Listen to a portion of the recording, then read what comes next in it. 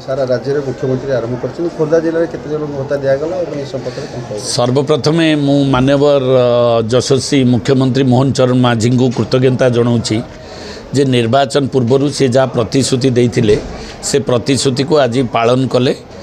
जनसेवा दिवस रे आज ओडिशा रे 4 लाख रु ऊर्ध्व 80 वर्षर बयसर गुरुजन मानकु एवं 80% दिव्यांग को आज भत्ता प्रदान करा जाउची। तार शुभ उद्घाटन माननीय मुख्यमंत्री करथिला बेले खोर्धा जिले में आज 19,000 रु ऊर्ध्व लोकों को आम भत्ता खोर्धा जिले में दिगला, जहाद्वारा कि आज दुनिया रे जो 1200 टंका दि जाउथला सेटा 3,500 टंका दिगला। निश्चित भाव में गुरुजन मानक पई एवं आमर वृद्ध वृद्धा मानक पई ये गोटे आश्वस्तिर विषय। सरकार ताकू बहुत सौदरा सह विचार करछन्ती। मु सेथिपई सरकार को पुणी थरे धन्यवाद कृतज्ञता जनाऊँगी। जिला प्रशासन तरफ ये कार्यक्रम आयोजन करा जायतिला एवं इटा शुभ उद्घाटन करागला एवं समस्तक पासबुक को ये पैसा जीव।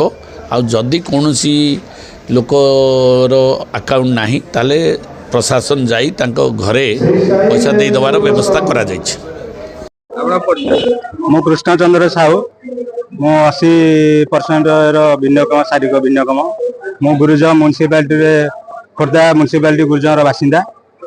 पूर्व सरकार जो आमको आर्थिक सहायता देउतले सेतरे आमे माने संतुष्ट नथिलु समुद्र संख्या भलिया, किंतु नरेंद्र मोदी सरकार आ मनमोहन माझी सरकार रे हम बहुत खुशी अच्छु। आ से कथा जो प्रतिश्रुति देते दिव्यांग मान 80% रु जो मैंने अधिक से 3,500 टका देवाई आम आज आशीर्वाद कथा रखीदे आम पाइलु।